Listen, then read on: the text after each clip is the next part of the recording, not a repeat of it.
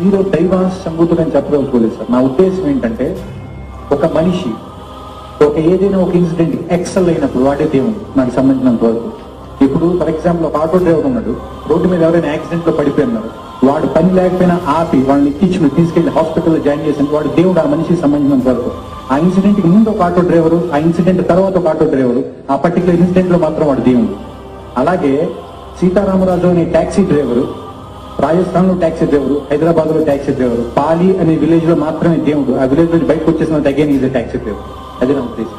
ఎందుకంటే కృష్ణుడు అనేవాడు మహాభారత యుద్ధం అయిపోయిన తర్వాత కూడా చాలా సంవత్సరాల పాటు రాజ్యం పరిపాలించాడు. మీకు ఎవరికి తెలియదు.